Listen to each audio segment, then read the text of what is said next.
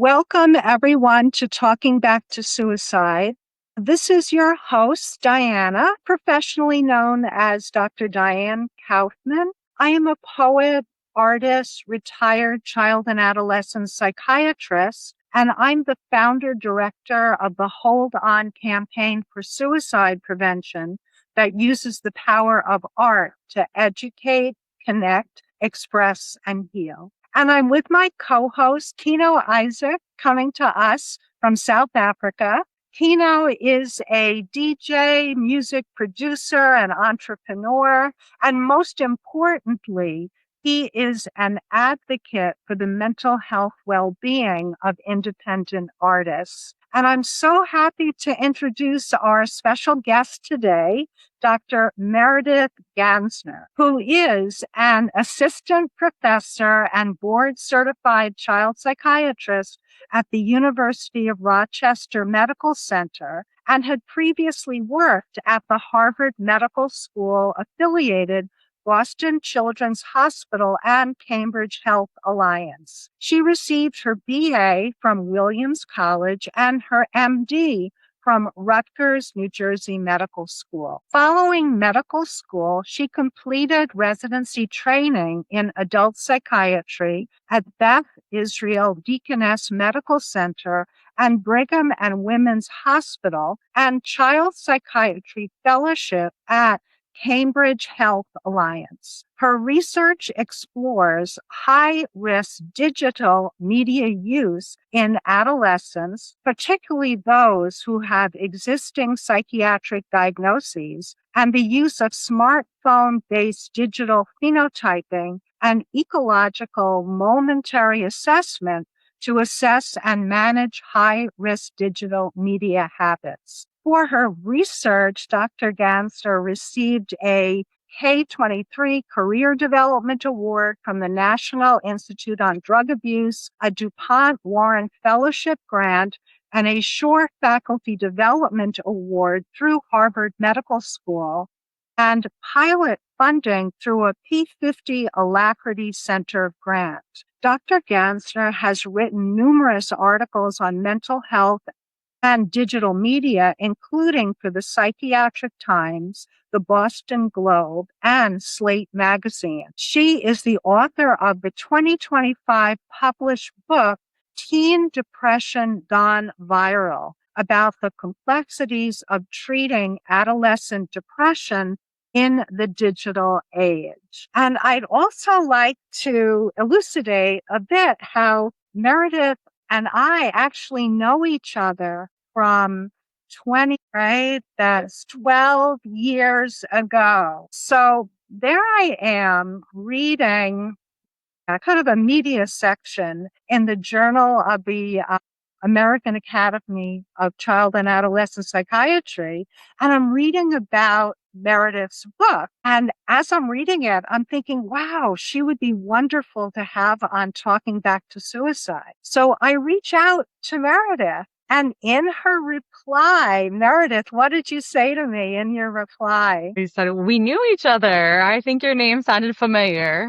And it was. Although I admit I did do some Google digging to make sure that our paths probably had crossed. And I was excited that I'd written for the Cry of the Heart Poetry Contest, as I've always loved writing to process my emotions and think about kind of how we fit in as humans in the larger scheme of things. And so it's very exciting to get to see you again and to know that I was talking to another artist as well, an artist Oh, child that's so psychiatrist. wonderful. We're a fun group of humans.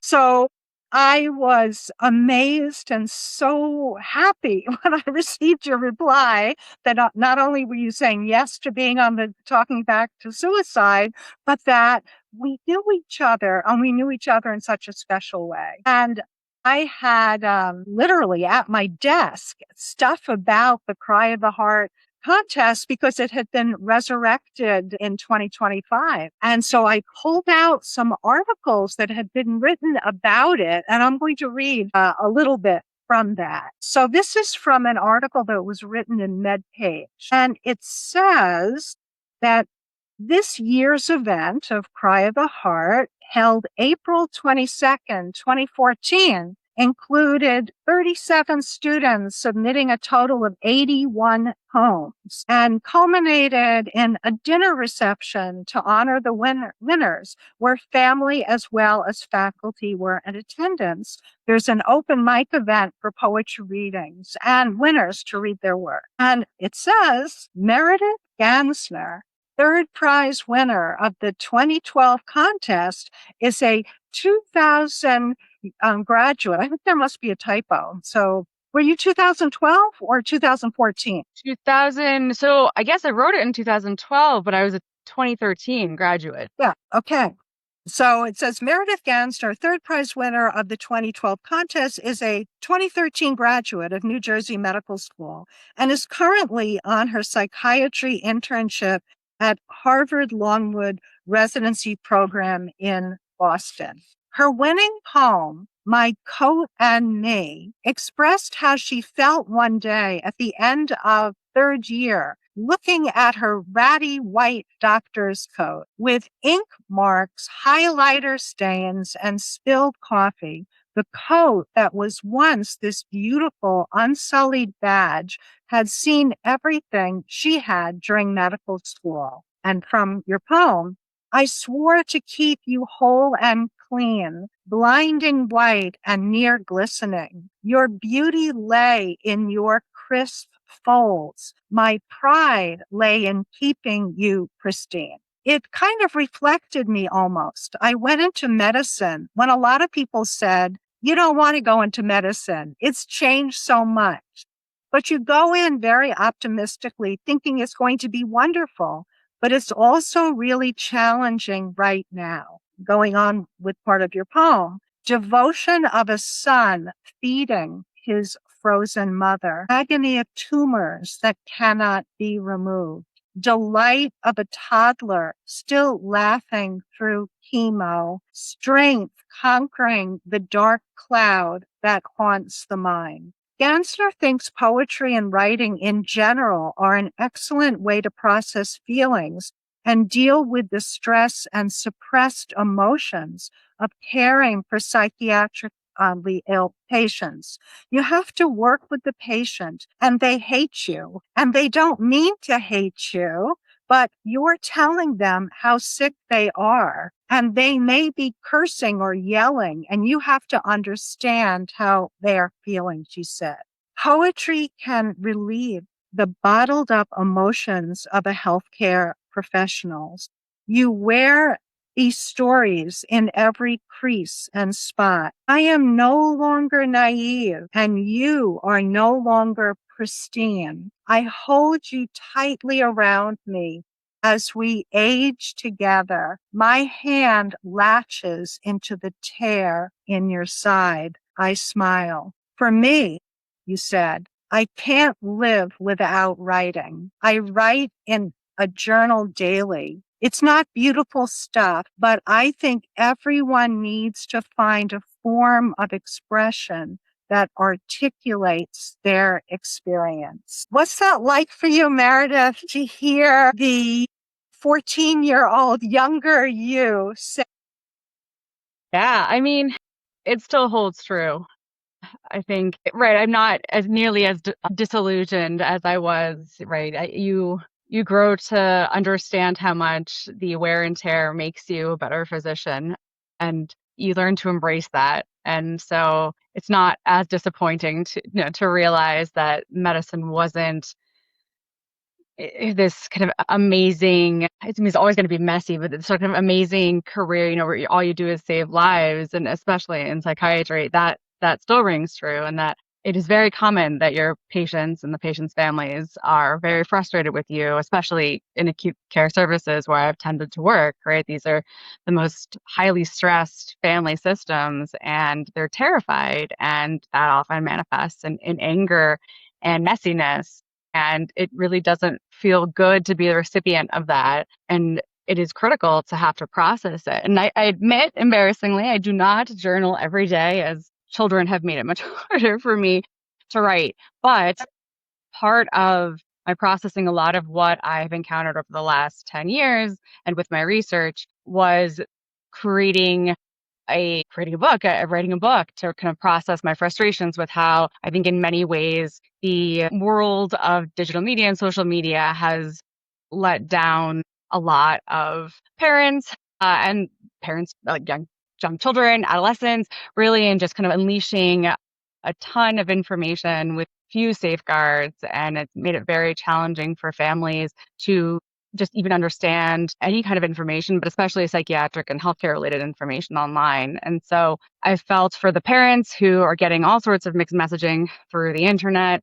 I felt for the kids who were given phones by their parents, who didn't realize how challenging it was going to be for their children to separate from them, right, by companies that were intentionally trying to get their children to use the phones for as long as possible, and how it's just been very hard to make any sort of progress in helping families move forward. And so this book sort of came as a gift and, and hopes to those families, many of which I'll never be able to meet, who are straddling that frustration of, we are in this time or this information age where we have access to everything at our fingertips. But yeah, I think that can create a sort of paralysis and a frustration when, the answer sometimes isn't there. And in psychiatry, right, that's, I think, one of the medical fields where perhaps more than others, we've gotten used to the fact that we don't have the answers. There are many things we still don't understand, and we have to get comfortable very quickly with I don't know. And I think that's hard for many of us now with the internet at our fingertips. And so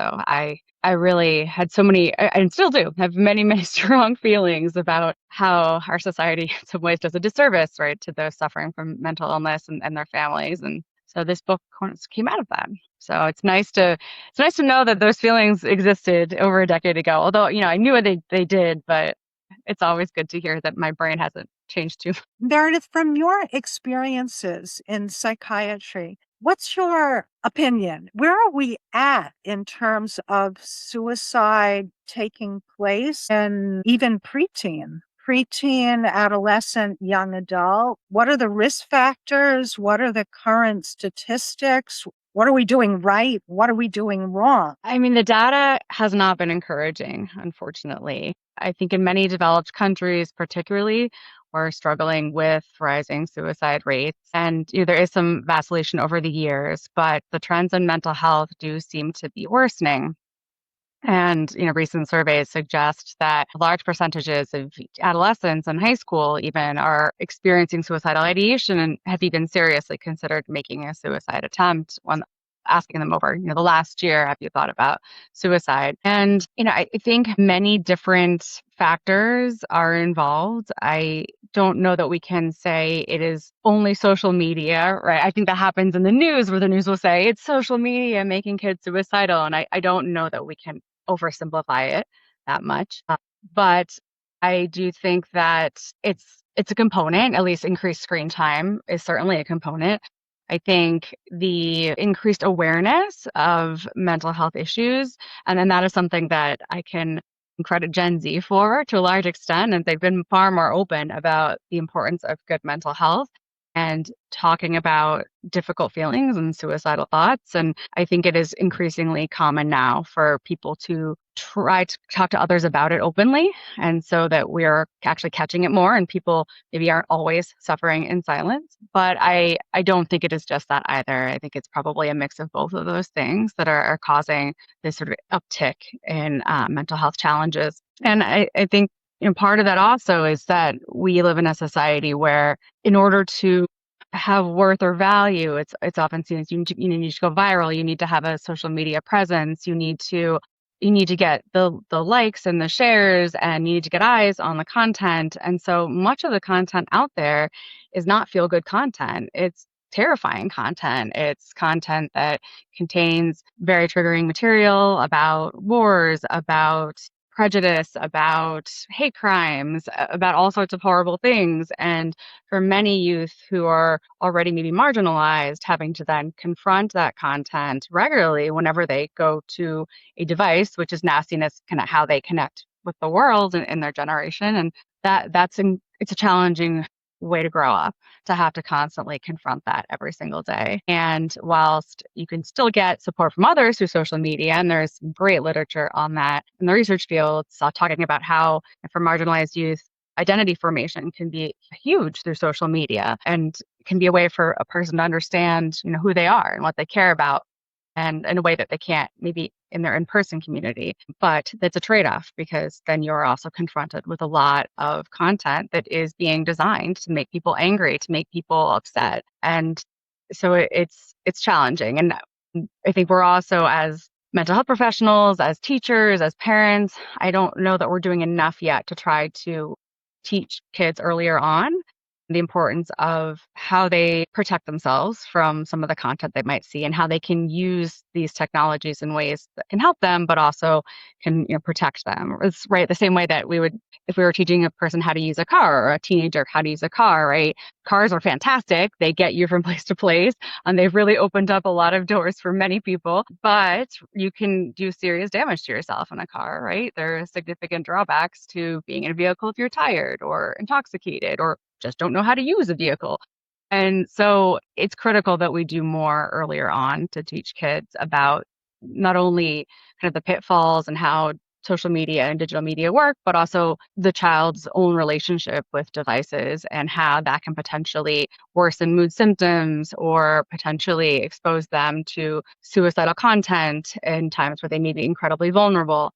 Those are all incredibly important things for us to talk to kids about, but they're not easy to talk to kids about. So And a lot of work. are schools now instituting media literacy or media health? Some are. Some. I think, though, my concern is that the media literacy still mostly lives, the level of the middle schooler and the adolescent. And there isn't as much that talks about media literacy. Again, not just how you use it and how you interpret what you see online, but also just how you personally relate to digital media. And maybe because that is a very personal thing. But I think inadvertently, a lot of parents or primary caregivers are teaching children to use technology and devices as a way to relax or to cope. And by doing so, we then sometimes set our children up to having that be their primary coping skill. And that, I think, needs to get addressed far earlier than middle school. I mean, that sort of awareness of how kids might use technologies to cope needs, and even talking to parents about how they use technology or modeling that for kids, right, to cope, that has to get done far, far earlier. And I think it's just impossible to ask teachers to have the sole responsibility for doing that teaching. So it's going to have to be sort of all hands on deck as much as we can, and as parents, as family, as teachers, as mental health professionals, as really just anyone who is in a service area where they're trying to promote mental health of kids, I think needs to try to get out there and promote that sort of messaging earlier on.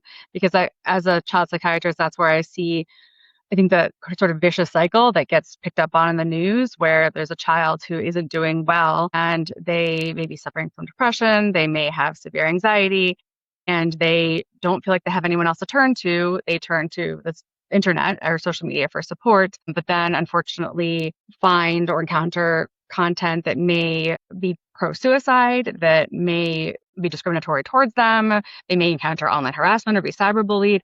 And these are all ways in which the very thing they're turning to for support can then promote suicidal ideation and worsening depressive symptoms. And it's not usually that all kids are going to develop that sort of problematic relationship with technology right off the bat, right? Most kids can use technology appropriately and safely, but people do need to understand, and individuals need to understand when they are most likely to be vulnerable to falling into that sort of cycle of, I don't want to do anything. I'm just going to sit here and scroll on my phone, even though it makes me worse.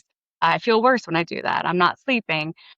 Those are all things that earlier on we need to be aware of. Like I know I personally should not go on news sites late at night because doom scrolling will take over, and I tend to not want to separate from my phone if I'm doom scrolling, right? I just kind of constantly want to know, are we going to be okay? Is the apocalypse coming? It's just very, alarmist thoughts set in sometimes at night, and each person has their own times when they're most vulnerable. And those are the kinds of digital literacy that I don't think are being taught yet in school or being taught yet to kids as much as it should be. I'm so struck by, let's say, when I'm taking a walk in my neighborhood, how many people are on their cell phones as they are walking down the block, as they are literally crossing the street. Even on bicycles, I've seen people be on their phone, or they're at an outside area, either having pizza or drinking a cup of coffee. 2 people, 3 people,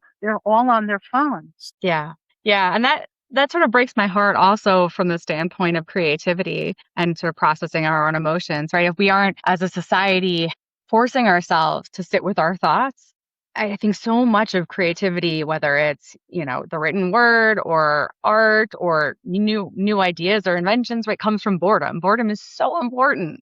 And it's so important that we sit with it and sit with frustration. And our phones increasingly, especially now with AI, make it such that we don't have to. And that scares me because I do think that there's such a risk, right, of just giving up or what makes us human, right, to technology and just kind of outsourcing it to AI and to the internet. And that, again, it's worrisome because I think that is such an integral part of being a human and to learning how to cope, right? Is learning how to make lemonade from, or like, right, what is it? Make lemonade from lemons. I mean, you have to sit with the frustration and the difficulties and then find a way to make peace with it or make the best from it. And that's much harder to do if you're constantly relying on something else to do it because you don't have the skills yourself. And I just, when I see people always on their phones and lines, I always think like, but you could be coming up with so many other things or doing so much with this time, right? When you're sitting in a long line, and yet we're just letting the internet kind of hijack all those creative thoughts. It feels like we can become totally, or we are totally distracted from being in the moment, from Yeah. staying in the moment. Yeah. Yeah. And I understand that, especially, when people are bored, that's one thing. When people are struggling with suicidal thoughts, I don't want to take that away from anybody if they feel as though just going on a site or going on YouTube or TikTok is the only way they can get through that moment without being unsafe. And that should be something that they have access to and can do. And I think that's appropriate. It's when, though, that becomes sort of the sole activity to cope that one starts then losing other opportunities to try to improve one's health overall, right? You're not, when you're on a phone, you're not usually going for a run at the same time. You oftentimes aren't sleeping as well if you're on your phone all the time or technology.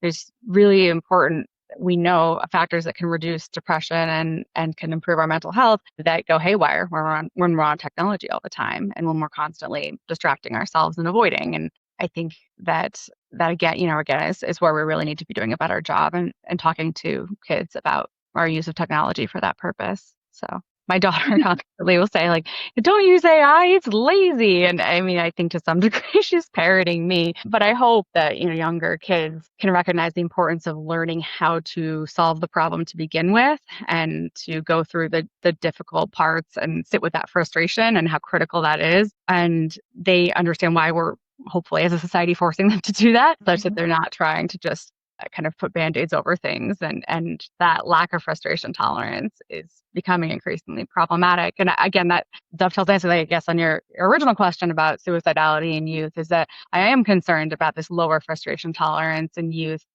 that is now worsened, right, by technology oftentimes, I think. And I'm not faulting the youth necessarily for this or the parents. I think it's a perfect storm of a lot of things. But with that low frustration tolerance and that inability to cope, I think suicidality and self-injurious impulses can quickly become an answer. And again, that's an opportunity as a psychiatrist. I think we have to try to talk earlier to kids about coping skills and non-technology related coping skills and the importance of being uncomfortable in a way that is safe, but that they are still experiencing the feelings that they need to experience. Facing that, being uncomfortable and knowing you can survive it and knowing that it's temporary. Yeah. I'm thinking too, was it, I hope I have the right person. Was it Piaget who talked about basic trust as an initial event that needs to happen in our lives, Yeah. starting really in infancy, but growing on? But I'm thinking in the world of technology, especially AI, that our sense of basic trust is totally eroded, right? That you do not know what is real and what is not real, Mm-hmm. who to trust and Yeah. who not to trust. Yeah, because it seems like it changes almost every day, right? Who you can trust or the information that you can trust. And when people are, even our friends, if they're portraying parts of themselves or self-selecting pieces of them to display online, right? Even to some extent, they aren't who they say that they are.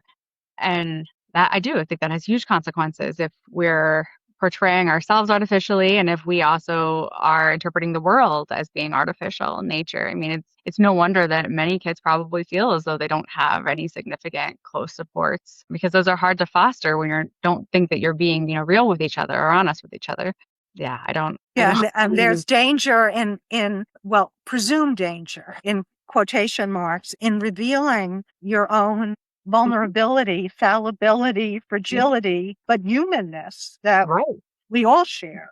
But it becomes something to hide and to keep secret Yeah. because it's not going to be, quote, light, Right. Right. even though it's real, right? And it's the way I am and you are, but we're not talking. Yeah.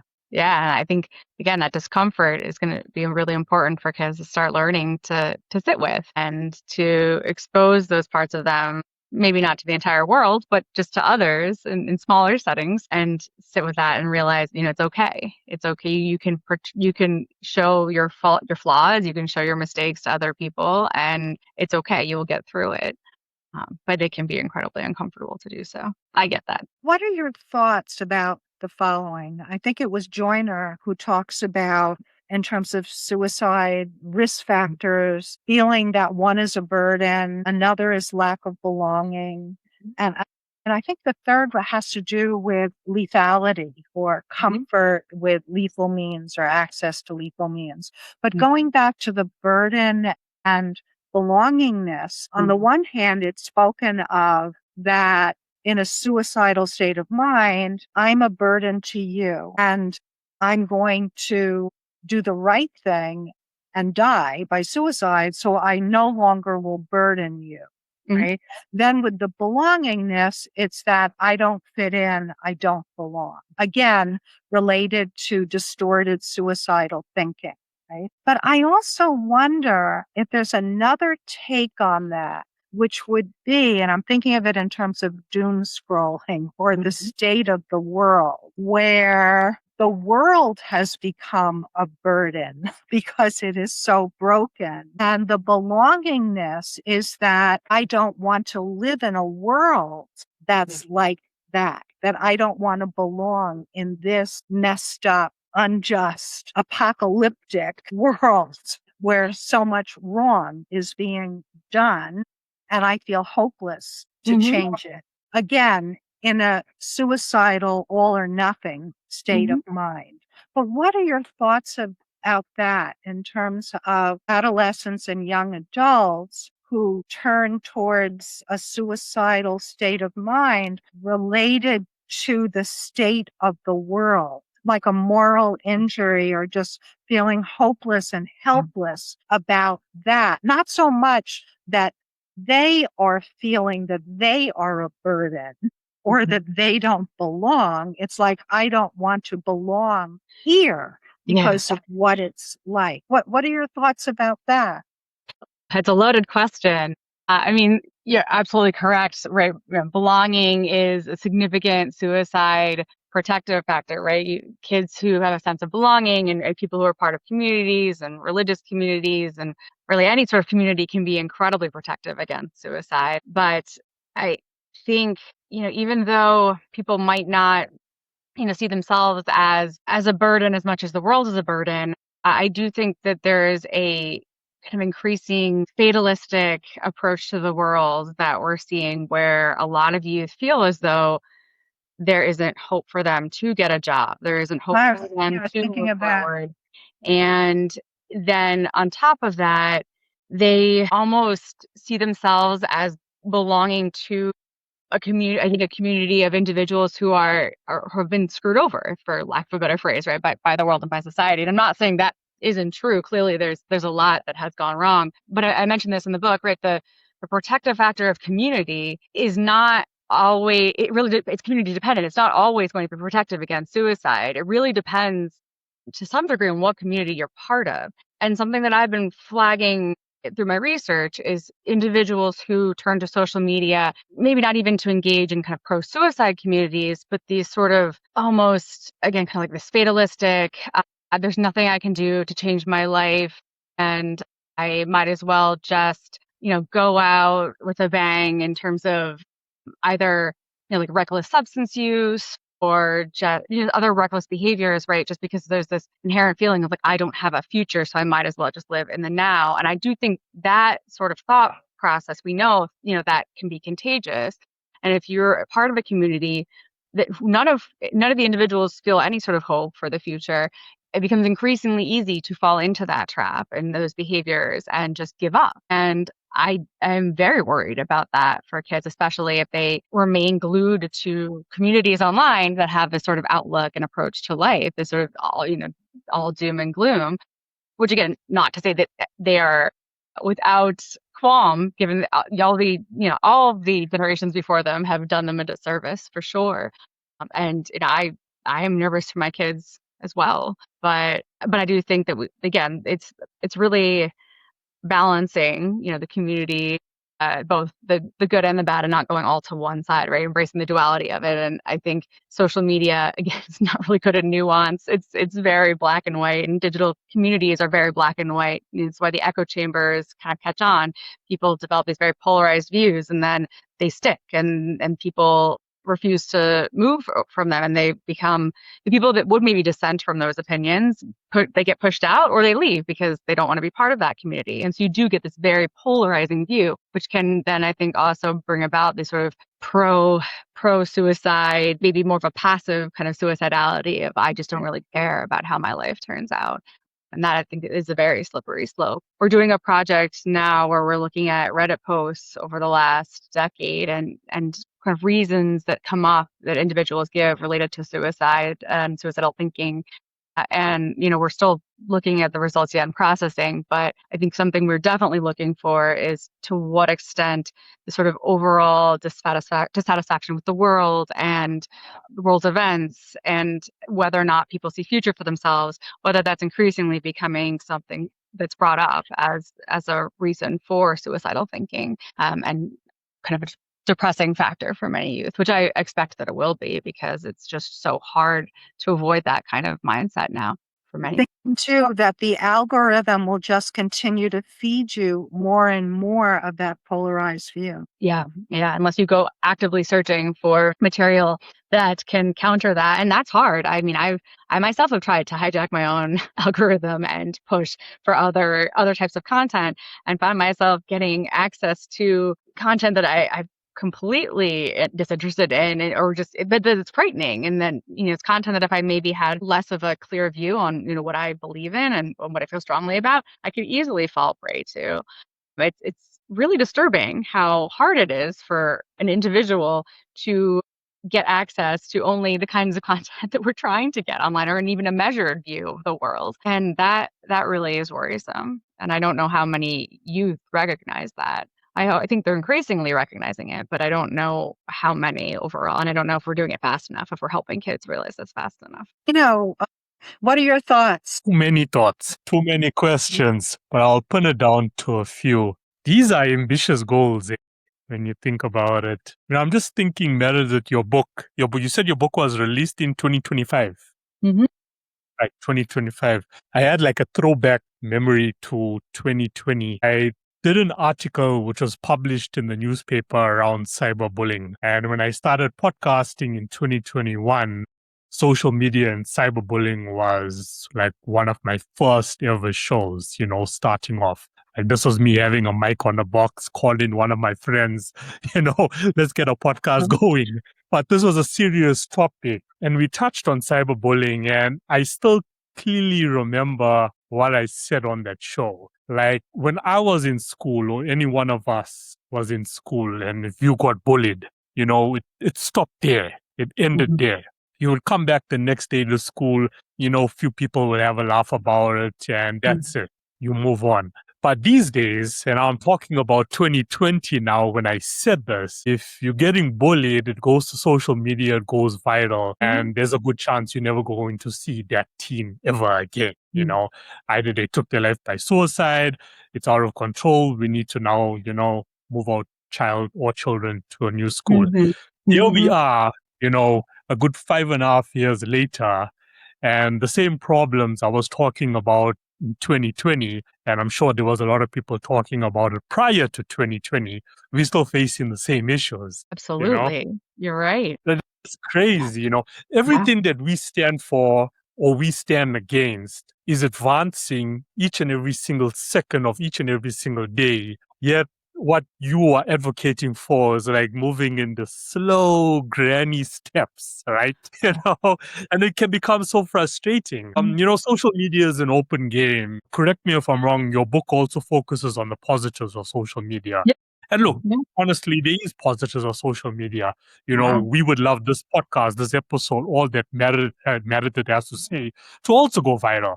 We have the same opportunity, but what we see happening out there is that all the negative and all the Mhm. news that we don't want our children to see Yeah. is just backed up by thousands and thousands of dollars, with Mhm. an agenda. Mhm. So that's what we're up against. So that Yeah. leaves us in a position that, we need to get the good people out there in society. We need to collab more with organizations to say, hey guys, look, we Mhm. do have good content. Our content is just as great as the negative, but we Mhm. just don't have the funding to market it. And Yeah. Dan and I have had this conversation so many times about how these organizations just don't want to invest. So how are we going to achieve, the goals? So it's crazy. So the first question I would love to ask is like, when it comes to cyberbullying, what's the worst that you've seen out there? And what would you tell parents on how to handle the situation? My kid comes home, my Mhm. kid is crying. This is what happened at school today. 1 hour later, it's going viral on social media. The whole school is now viewing it online and they're reposting it and they're sharing it with the schools in another state, Yeah. Yeah. So what That's would a you say? great question. I mean, I do think, in youth that now younger and younger, I feel like die by suicide as a result of cyberbullying, or cyberbullying was is mentioned by them as a contributing factor. That is horrifying to me. The fact that you're seeing like, tweens 8 to 12 now increasingly dying by suicide, and oftentimes cyberbullying is a factor. I I don't see those patients by virtue of the fact that I fortunately see patients, post-suicide attempt where it has not ended in their death, and where we can hopefully find a way for them to find those factors, right? They can live for, and that they can recognize their strengths, right? And feel better. But it's scary. I think something that I've seen increasingly is that when youth are cyberbullied, there still doesn't seem to be a cohesive and I think adequate approach to the cyberbullying by the school district. And I'm not trying to throw any particular school district under the bus. And I understand that, there's a lot of state variation in rules about cyberbullying. But what I've seen often happen is parents are so frustrated with the schools. Maybe not. I wouldn't say, they're not blatantly saying like, no, and it didn't happen, and ignoring the parents or the child. But I think almost the schools get overwhelmed and just say, well, there's nothing else we can do about it, right? We can't make any sort of more meaningful change in this situation. And it's occurring mostly online anyway, which we have no control over. And they sort of throw up their hands. And then the parents say, well, if the school's not going to do anything, well, I guess I have to throw up my hands. And then I've seen increasing numbers of youth who the parents say, well, they need to get educated. So I guess they're going to have to do online schooling. And I absolutely understand that, because if it's a choice between your child getting bullied every single day and coming home in tears versus your child going to school at home and not having that harassment occur, absolutely 100% you're going to want to go ahead and have your kid do remote schooling. But there are incredibly significant consequences from a mental health perspective to online schooling at times, especially for children who aren't otherwise engaged with the community or finding, right, again, the sense of belonging with others. You lose that when you go online entirely. And many kids who are, and I'm not talking about just homeschooled kids. I'm talking about kids who are specifically being schooled for remote schooling, or sometimes homeschooled because there was bullying. Because those kids are already so scared of what the world has done to them that they just withdraw, and they don't want to go out there, and they don't want to challenge themselves. And I see kids that are just so lonely, and they also, again, feel like they have no strengths. They feel like they have no future, and that's also and then they're still suicidal, right? They're no longer being bullied, but they're still experiencing suicidal ideation. That's not much better, right? We're still ending with the same results, even though the bullying has been removed.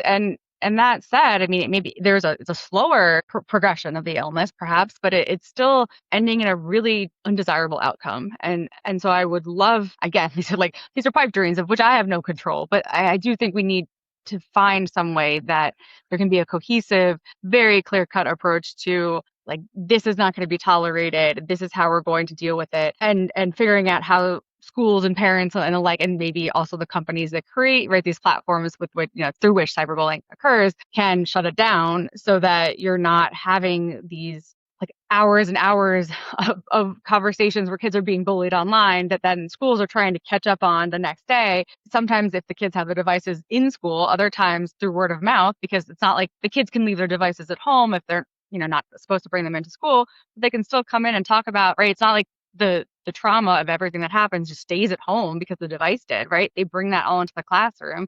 So we can't avoid this. It needs to get confronted. But the answer is also not to just have that poor child lose what they could get through being in an environment where they're learning from others and working on their social skills and having those meaningful interactions. So that's something that we definitely need to figure out. And again, I'm saying we need to figure it out, right? We need to identify the people that are going to figure this out. And we also need to find better ways to hold individuals accountable. But yeah, it's one of those things, right, where there's so many people involved and everybody is so frustrated that I think it becomes easier just to, right, that becomes the path of the least resistance. And I think then you add, all the other stressors that especially parents and schools are coping with right now on top of that, maybe it does get to the point where they say, well, this is the last thing we need to worry about, right? Or we just, there's almost a sense of relief that the person then leaves the school and that becomes no longer a problem. And that's heartbreaking, right? That I feel like that's kind of where we're at right now. I don't think I answered your question, at least in an optimistic way.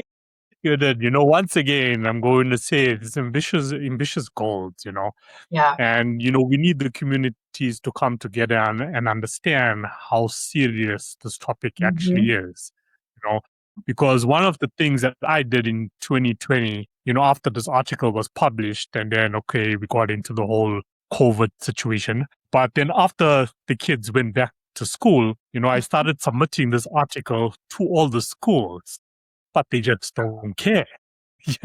They're not bothered about it. So you start thinking, okay, what is the reasons behind it? Okay, we don't take it serious, or, whatever, this is something so petty, we can get past us. Or is it because as an adult, I'm also just as addicted to social media as the kids are? So if we actually now advocate this, that means we're advocating towards ourselves, which is also an issue. So as much as you are trying to get through to kids as well, we also need to get through to adults. So maybe 100%. Your next book needs to be about, hey, adults, what's up? Yeah. Who are you using your devices? Yeah, exactly. Because the kid goes home from school and now you're a hypocrite as a parent because you're telling your children, okay, you need to, screen time, we need to bring it down. Okay. After, from the time you get home from school until 5, homework, no screen. Then you can take your phone on and you can use it till 8. Okay. But you on your phone the entire time while you dictating to your kid. So what are kids, naturally going to do? Well, my mother's doing it, so I can do it. So I'm going to dissipate. Right. Right. Understandably. So, I mean, I don't blame them for that at all. I think it makes perfect sense. Right. And even if they aren't doing it as sort of a rebellious kind of, well, I'm going to do it anyway because you're doing it. They're doing it because they recognize that that's what their parents do, maybe either consciously or unconsciously. And now they're modeling their parents' behavior because that's what kids do. I mean, that's what we know happens between, parent and a child. The parent has to model the behavior and the child is a sponge and absorbs it. And so if the parent is on their phone all the time, then the kid is going to be on their phone all the time. And if the parent is constantly giving the child the impression that one's online persona and one's online value, whether it be through likes or views, that's critical to their fundamental being, then the child is going to internalize that and say, okay, well, who I am online, that's more important than who I am in the real world because that's what my parents are showing. And yeah, you're absolutely right. It 100% has to involve the parents or the guardians or any adult, I think, even the teachers. What you mentioned previously thinking about the kind of content that we need to be promoting, I would love to hear from you. I mean, if you have thoughts about how we can make it so that we are creating content, or that, content that is at least more optimistic in nature, more beneficial to society, is getting the attention it deserves, I would love to hear, because I'm so concerned that that is the case, and the money is right, it drives everything, and the money seems to be most gained through negative content. And so I often struggle with, how can, right, even like mental health professionals will try to create their own videos, but oftentimes, right, we're not cool. Like I know I'm not cool anymore. What kind of content is going to move the needle? I have an idea on that, albeit I'm not cool either, or I'm far less cool than you are, Meredith. But my granddaughter is experiencing some bullying, and this is breaking my heart. And I've thought about, what can we do? Right? I'm going to get to that in a moment. I'm going to preface it by saying, why aren't there stories online, right, or elsewhere in print about I survived my suicidal ideation. I survived being bullied online, right? Where it's validated that this has happened. It's real, the hurt, the pain, the trauma, but also the story of how the person survived this, got help, changed in a positive way. Now they're advocating. Rather than all the content being horrific suicide attempts. Mm-hmm. There isn't it shouldn't even be a balance. There should be more in the direction of this is real, this happens, and people can survive. That's one thing. There was just recently, and this is in the midst of so many people dying per day around the world by suicide. And I read maybe 2 weeks ago, it was about a young woman in her 20s who was a beauty queen who died by suicide, quote, unexpectedly. And this Unexpectedly, as though there were no factors involved. And the story was about her being dead.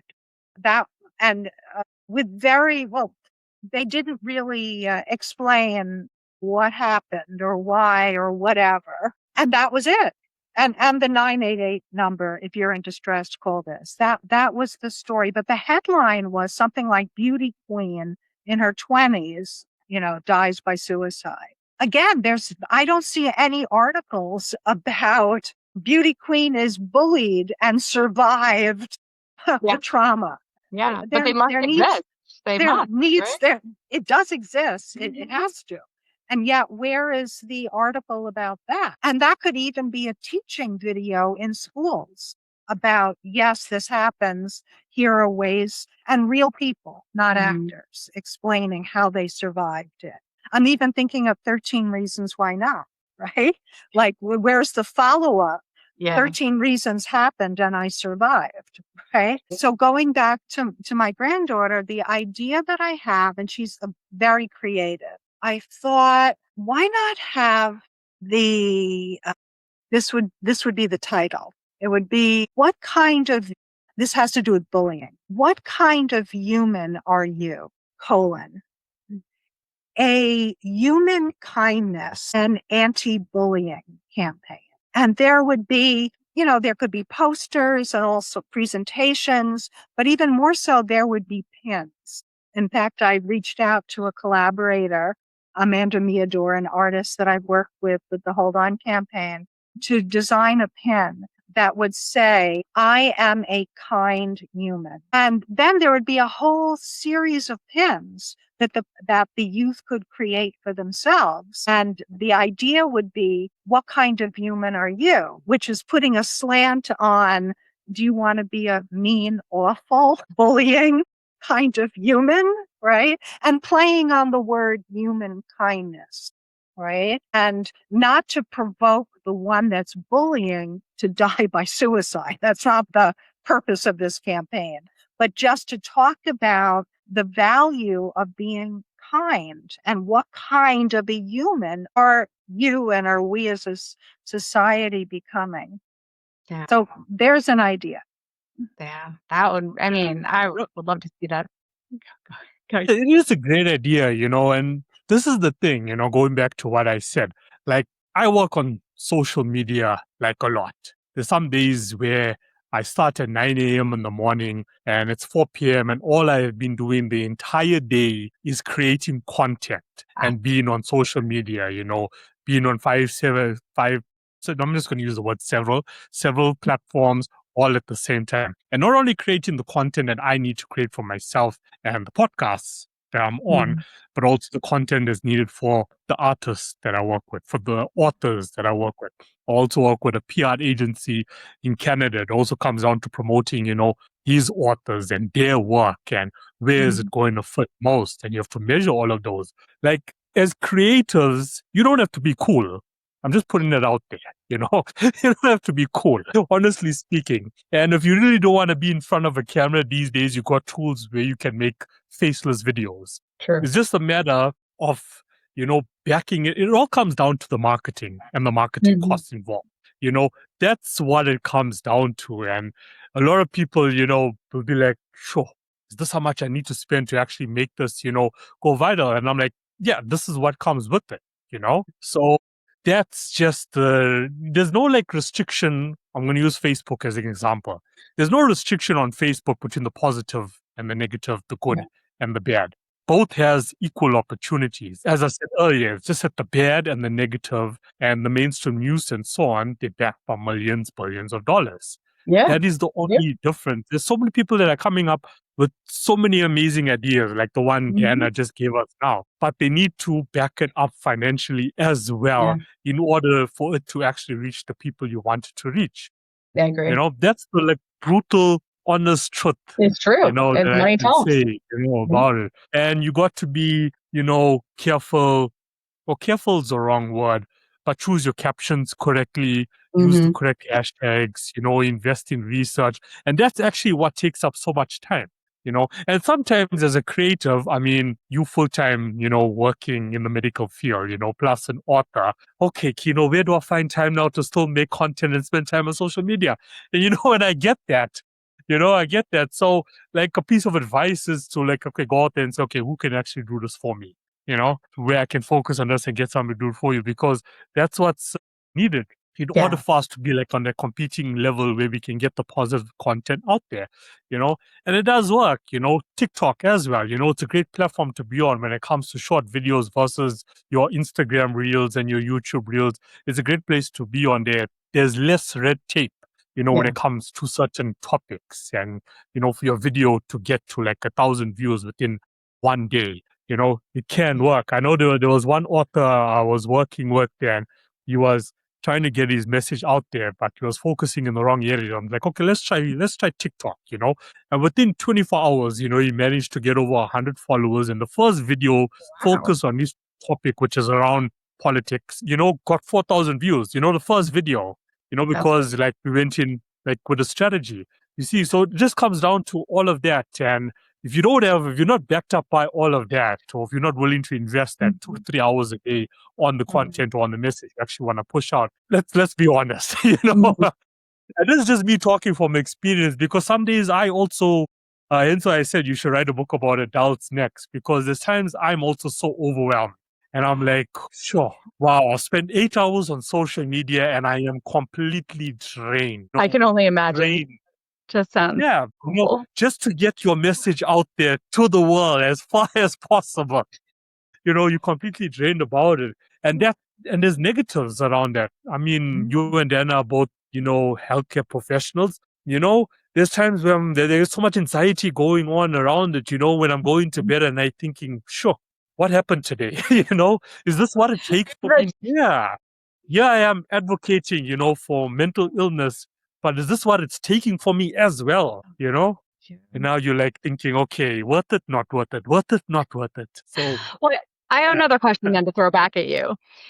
And this relates kind of to what I think a lot of youth are being exposed to. And part of the problem here is that as someone who does research in digital media use and youth and social media use and kids who have psychiatric illness, I have significant concerns about as I've mentioned many of them here, social media and digital media. But that being said, I also recognize what the science actually proves. And I don't believe that it is as clear cut or a slam dunk, if you will, right? That, these cause, right, like engagement with social media equals, right, suicidal ideation and depression. I think that that's a huge leap. I think saying social media use causes ADHD is a huge scientific leap that we cannot back up with science. It's much more complex than that. But it has been my experience when I am asked to talk about my research and I mention the nuance of it and mention that it is somewhat of an overstatement, even in, not necessarily like social media magazines, like more accredited magazines or research outlets or news outlets, the more nuanced view is just dismissed. Like I oftentimes become sort of a disclaimer statement in things because I do think it's important that we don't oversell. And I think as a psychiatrist or doctor, I think medicine overselling a lot of what we can do and what we know has become a huge problem with public trust in us. So there's so much of me that is resisting this kind of oversimplified extreme viewpoint, but yet people don't seem interested in that. And so do you think it's possible for a social media content creator to gain a following whilst being more gray rather than black or white without having this sort of extreme viewpoint that polarizes things? Yeah, it is possible, as long as they're going in with the strategy, if they, like social media gurus, experts, you're getting 1 million a day these days, right? But there's the ones that just want to take a chance and look, they're going to say, okay, look, we can't do this for you, but then they're going to give you a proposal in the next 24 hours. But that proposal, behind the scenes is just full of bots, which is what you need to also watch out for on social media, and then they'll come back in 1 week and be like, Meredith, look, got you 2,000 followers within a week. And look, I got you 5,000 views, on this piece of content alone, but it was backed by bots, But you really need to look for the ones that are really going to spend the whole week, coming up with a strategy, in your niche. And there's a lot that actually goes into that, That's the type of person. So I'm not going to say it's not impossible. It is impossible. You just got to choose, wisely, because there is a lot of people that will take a chance, and you will be looking at the vanity metrics and think to yourself, okay, I'm making a difference now. But really, you're not, you're making a difference with artificial intelligence. That's the difference you're making. Not what so you really have to be careful and you really need to be, hands-on, There is an audience, there is an audience out there in the world, out of 7 to 8 billion people, there is an audience. We just have to find the audience, we know. If you look, okay, let's put it this way. Let's look at the suicide rates, mental illness rates. Okay, it's high. Okay, it's quite high. So that's telling us, okay, there's millions of people out there, that actually need us right now and need to see our content. So it's just a matter of, finding them. And it takes time, and it's something you have to be patient. I was having a conversation with a friend of mine today, and he was asking me, so how do you monetize a podcast? And I'm thinking to myself, okay, is that the first thing coming to your head now, Yet you've been viewing, my shows out there like money, and I'm telling him, this is not about money. There's many other components that are involved with what I do, And I mean, I actually forgot what the punchline to that conversation was, what I was trying to explain to him, about, I completely went blank. I just went blank, There's a punchline, in the build up to why I actually brought this up, but why he asked me this question, and it led to me explaining to him, okay, look, these other components that are involved. And he was like talking about, okay, so how do you, what do the views mean, whatever. Then I had to explain to him, what vanity metrics and so on is in. But, now I remember what I was telling him. I said, it's my responsibility to take whatever we get out of this interview, for example. Okay. And now Diana posted today. Now it's our responsibility to do as much as we can as content creators, because that's what we are, to get it as far as possible organically. But we also need to all get it in front of organizations that are also advocating a message. We need to send it out to these organizations, because these organizations actually got the funding that can assist small organizations such as ourselves. So we need to get it out to them. But that also becomes difficult. And Dan and I have also had this conversation because, you ask yourself, because I should think to myself and I should ask Dana, I mean, here's an organization, they're getting millions of funding. Yeah. What are they doing with the funding if the numbers are still going up? Like, Good question. what are they really doing? Then there's us, that wants to get like this major financial boost on the content that we want out there Mhm. online, so we're Mhm. competing with the negative, Mhm. but just don't get that amount of money, So there's a lot of politics involved, there's corruption involved, and so on, it is what it is. Meredith, I'm going to circle back to what you had talked about what I would call the power of gray, nuance, that the poet John Keats coined the phrase negative capability, right? Negative capability is the capacity to hold conflicting ideas, emotions, thoughts, to hold them in balance and respect without immediately jumping to a conclusion. So maybe the poets can help us with this. I would love that. I think even with suicide, that's, to my mind, probably one of the best examples of an area of mental health where we have perpetuated this oversimplification such that I think it absolves almost all parties from moving forward, right? If we present suicide as the result of, right, one single episode of bullying or financial ruin or just one single event, when we know, given the decades and decades of research on suicide, that it is far more complicated than that, then we're doing a disservice to understanding suicide and to potentially trying to make any meaningful change in suicide rates. And so, if everyone says like, oh, well, it was because they were bullied. So really it's the cyberbullying people that need to be, doing more to prevent suicide, or and it's related to they're using too much alcohol, like they're drinking too much alcohol. So really we need to work on substance use. If you can constantly shift it to other areas that are responsible or make it such that there's, one singular event that is responsible, I think it makes people lazy. But it's also falsely comforting, right? I don't know that people would recognize it as making them lazy as much as just saying like, okay, it was just that one thing. We don't need to think any further, right? It's comforting to have a clear-cut answer and one single answer and it not being complex. And I think even like largely in society, we're moving to the point where we're kind of overvaluing that simplicity and a singular answer. And I don't know how we can push back in getting people more interested in the complexity and embracing that complexity and the gray. I would love that. Again, I feel like I've said that 17 times probably so far already, but there's so many things. Maybe here's a phrase you could use, coining your own words: embrace the complexity, suicide prevention and practice. It's I think on the one hand too, going back to what I mentioned about, medicine and simplicity, right? Like, in psychiatry, for years, we tried to tell people, oh, well, like we know depression is caused by low serotonin, and more and more science occurs and we realize actually no, that's not true. And then people start having to backpedal, and the more we, especially in medicine, state with certainty that like this is absolutely the case and there's no ability to question, right, the outcome, then if it comes out somehow that it was not in fact what we thought, then people feel betrayed, people feel duped, and then they are no longer interested in what you have to say.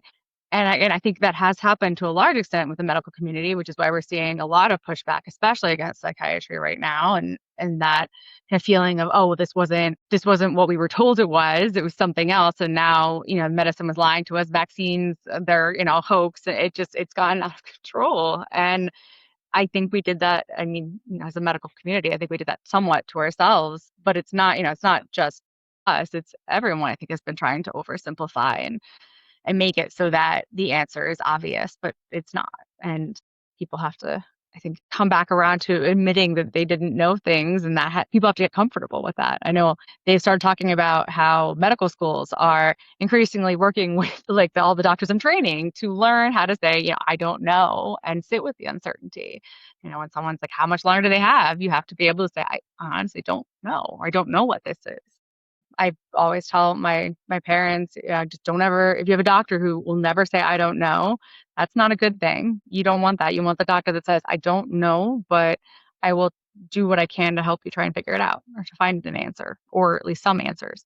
So it's I think a larger systemic issue, right? That is in many different areas of the world right now, but in medicine especially, this is where I see it the most. Meredith, embracing, acknowledging the complexity, what advice, suggestions would you give? Let's say five suggestions for youth and also for adult caregivers or parents related to social media and mental health, to youth and also to adult caregivers. Yeah. So the first one with the parents, right, is the modeling the behavior. I think that parents need to be more cautious earlier on of how they're portraying their own social media habits or just their own digital media habits to their youth and what that means for coping skills, right? It's not fair if we say the kid can't use it as a coping skill, we're using it as a coping skill. That's a huge one. The second piece would be, in a similar vein, talking openly with our children about how we at times may be duped or fall prey to certain online technologies or social media, because it's important for us to be transparent about how these technologies are trying to prey on our emotions and to try to monopolize all of our attention and trying to make a lot of money off of us. And I think if we are talking to kids earlier and earlier about, the fact of the matter related to that and what we as adults have learned, right, through our own miscalculations using social media, using technology, I think that is also an opportunity that we're missing out on as parents, rather than just saying, this is how you need to use it and you can't use it in any other way. And I think sometimes, understandably, parents go in there with a very concrete, like, only use it for this, don't go on this platform, without really talking about why. And so, as always, in the history of time, when teenagers are told, don't do this, they go do it. So the more that we can be open and earlier explaining to kids why we might make some other recommendations and openly admitting, maybe when we've accidentally landed ourselves in some sort of like algorithmic feed that is alarming to us, or if we started believing in viewpoints that maybe turned out not to be true, right? I'm very transparent about times when I've accidentally opened myself up to a bunch of social media feeds. I don't know how I got them, but I'm getting some videos that I see them enough that it starts to kind of cause me to question things that I'm pretty sure I knew were true, right? And that's how it's supposed to work. It's not a personal flaw. It's literally the content is doing what it's designed. And so I think that's a huge conversation that needs to be had with kids and parents and kids, and opening up that sort of transparency about using technology. I think the third piece is having kids also be able to identify coping skills that are not technology, again, at an earlier age, and practicing them when they are stressed, because as someone who's worked on inpatient units, I have seen no end of kids who come in and say, I can't use coping skills because they don't work for me. That's silly. Coping skills work for everybody. That's why they're coping skills, but you just haven't found the right ones yet. And part of that is finding what coping skills work for a particular youth. Other times it's also figuring out how the youth can practice accessing that coping skill in the moment when they're feeling rageful or, suicidal, or they're feeling those incredibly strong emotions. If their brain is in hyperdrive, it's going to be very hard for them to access a coping skill that would involve using kind of higher cognitive functions, right? Like chess should not be a coping skill necessarily if someone's not very good at chess for their suicidal thoughts or for their rage or for their anger, right? Like I'm not good at chess. I should not be trying to decide chess is going to be my coping skill when I'm feeling furious. And if it does become something I want to use as a coping skill, I have to be comfortable using that skill and good at it enough that it can be something that can calm me down and bring down my nervous system from where it's at in this high state of stress. Fourth piece is also being, I think, aware. There's a author who wrote like very early on some of the earlier content analyses looking at self-injury content online and on the earlier platforms, right? Like I guess YouTube, I think MySpace, and that I can't say it was the first author that came up with the title, but one of the articles is called The Double-Edged Sword, which is an interesting title for a research article on cutting, but it's accurate. And I think the double-edged sword is also really important for youth to know when they're using social media. Again, it's it can be really great to have the support of others online who have been through those suicidal thoughts, who have had experience in not being able to control themselves and cutting, headbanging, burning. That's huge. And it's an area where people can get tremendous support or validation or even, helpful advice on how to not self-injure or how to, keep moving on and pressing forward. But right, this can come also with the potential drawbacks at times, and there is still the risk of increased contagion in behaviors. There's the risk of worsening kind of ruminative suicidal thinking if all you're doing is reading through Reddit posts about people who have made suicide attempts and want to be dead over and over and over, right? What does that do to the brain of an adolescent? So again, that's super critical, not maybe for all adolescents, but those especially who may be struggling with depression or suicidal thinking. And then I think, man, I guess that's 4. And then I think that the last piece that I would say in terms of just social media and mental health is, again, you maybe put it on an optimistic note. I think trying to find the way that we can use these technologies so that we are in control rather than having kind of things done to us. So technology is done to us. And I mean, you mentioned a lot of your content creation.